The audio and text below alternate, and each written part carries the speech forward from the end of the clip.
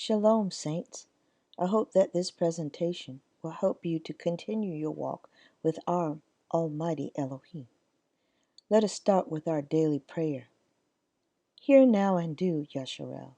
Yahuwah our Elohim. Yahuwah is one. And you shall love at Yahuwah your Elohim with all your heart and with all your soul and with all yourself. And you shall love your neighbor as yourself. Blessed are you, Adonai and Elohim, King of all time, for giving us at knowledge, at understanding, and at wisdom in the fear of Yahuwah. When I was young and reading the Holy Bible, drinking milk, I found myself wondering about many things regarding our ancestors and why they did some of the things they did. When I read about Sarah and how she wanted to have Ishmael removed, honestly, I thought it a bit cold-hearted of her. I also had similar feelings with Abraham. But somewhere within me, I didn't believe that our Yahuwah would call Abraham his friend and bless his seed if he was what I thought of him. I was also disappointed with myself for even thinking like that. But then I remembered that Yahuwah said to ask him. So I did. And after many years, Yahuwah showed me what happened. It was in the book of Jasher where I find the answer, and like a puzzle, it fit well with our Holy Bible. Hallelujah. So shall we? Genesis chapter 21, verse 8 reads, And the child grew and was weaned, and made a great feast the same day that Isaac was weaned.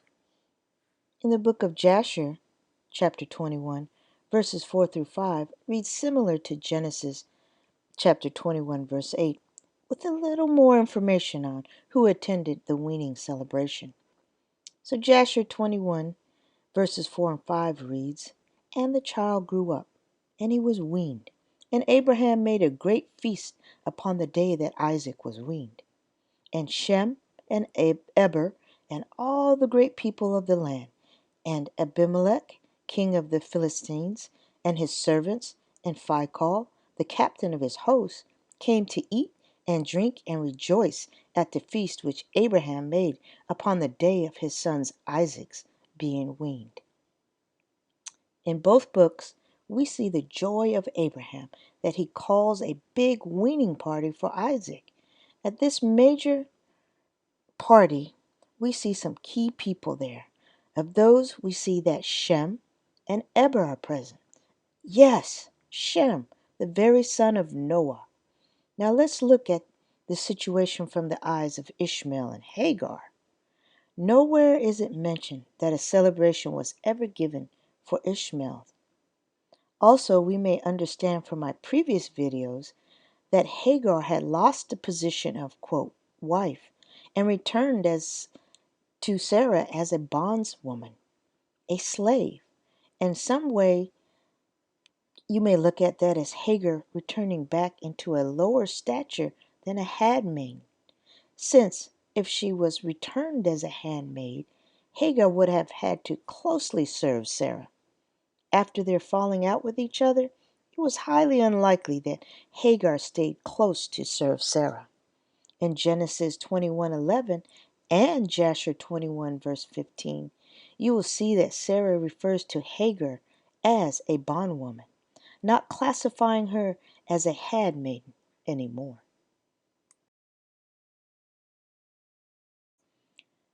Jasher 21 verse 11 through 12. And Ishmael, the son of Abraham, was grown up in those days.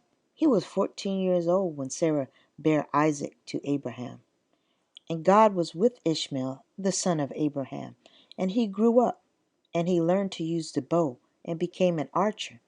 As a backdrop in these holy books and verses, we are given understanding that at 14 years old, Ishmael was considered a young man, as stated that he was grown up. Genesis 21, verse 10 through 11 reads, And Sarah saw the son of Hagar the Egyptian, which she had borne unto Abraham, mocking. Wherefore she said unto Abraham, Cast out this bondwoman and her son, for the son of this bondwoman shall not be heir with my son, even with Isaac. Jasher 21 verses 13 through 15 reads, And when Isaac was 5 years old, he was sitting with Ishmael at the door of the tent. And Ishmael came to Isaac and seated himself opposite to him. And he took the bow, and he drew it, and put the arrow in it, and intended to slay Isaac. And Sarah saw the act which Ishmael desired to do to her son Isaac, and it grieved her exceedingly on the account of her son. And she sent for Abraham, and said to him, Cast out this bondwoman and her son, for her son shall not be heir with my son. For thus did he seek to do unto him this day. We see in Genesis that Sarah saw Ishmael mocking.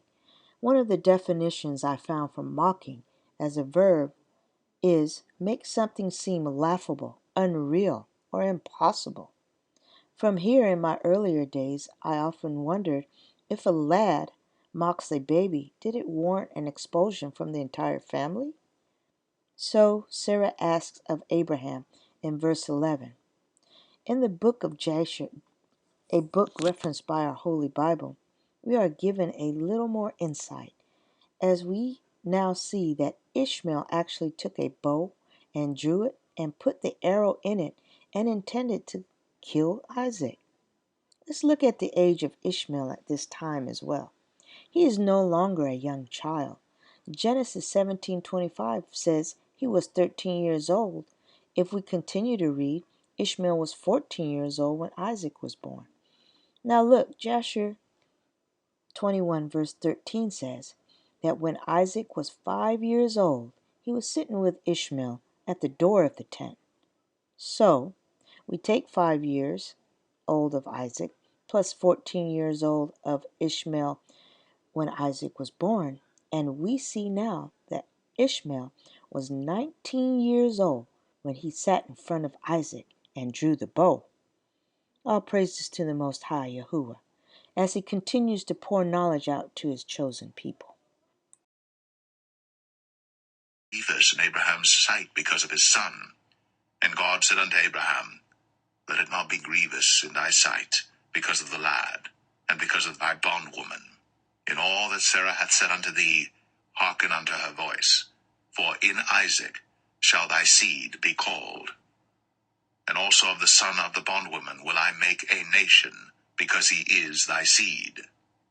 And Abraham rose up early in the morning, and took bread and a bottle of water, and gave it unto Hagar, putting it on her shoulder, and the child, and sent her away. And she departed and wandered in the wilderness of Beersheba.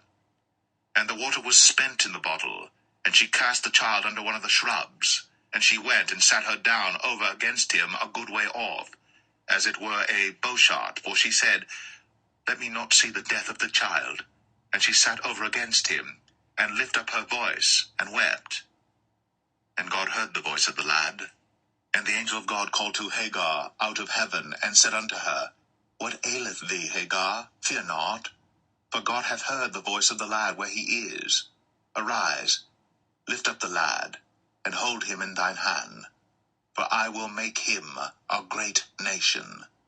And God opened her eyes, and she saw a well of water, and she went and filled the bottle with water, and gave the lad drink.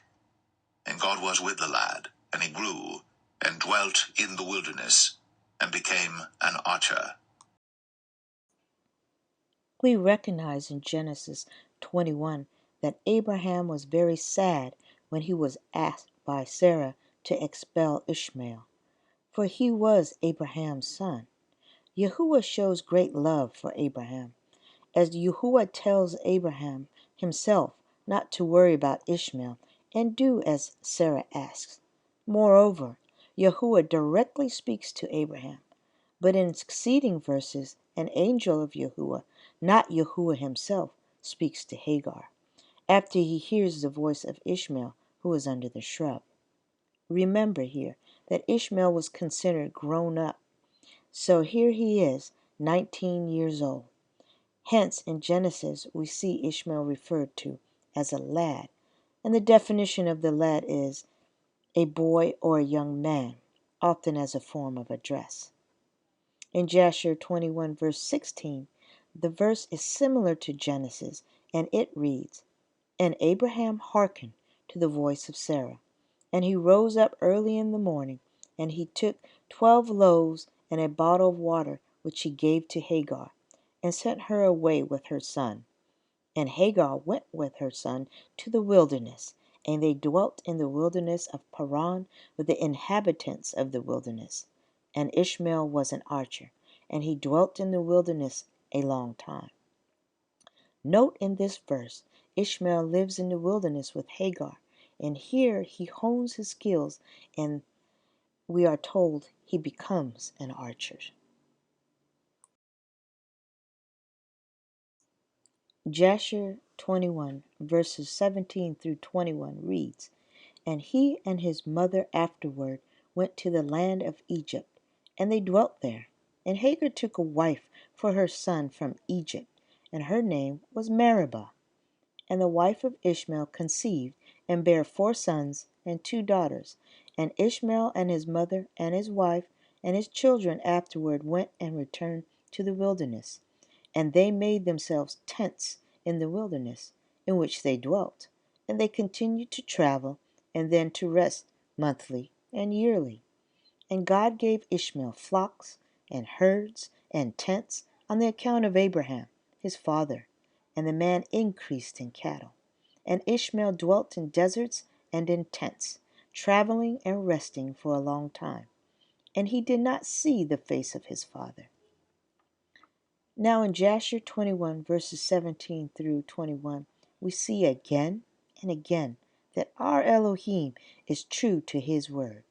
Yahuwah keeps his promise to Abraham to care for Ishmael, and we see here the beginnings of Ishmael's wealth and the growth of his nation. I would like to end this presentation and recite a song from the Apocalypse of Abraham.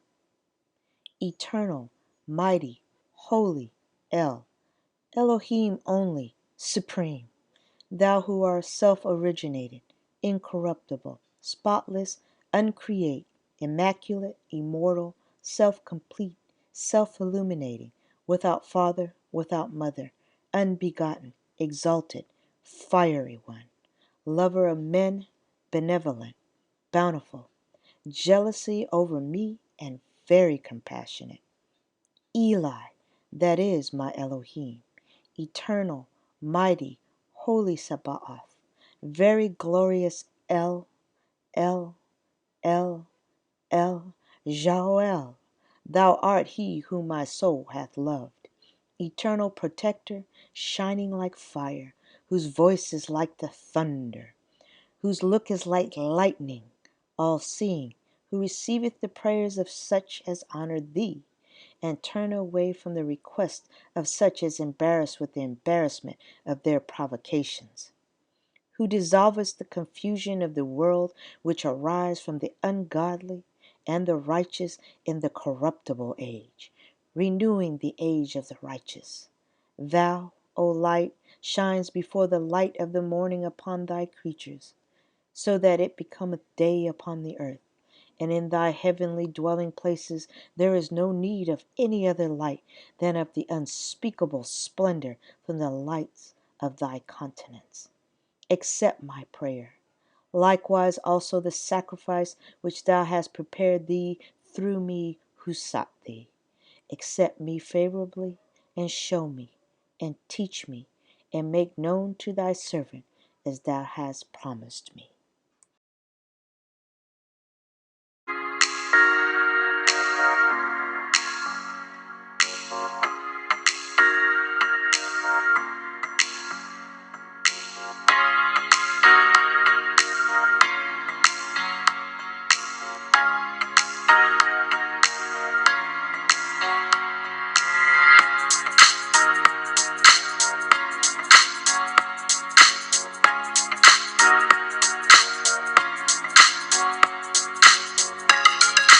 Thank you.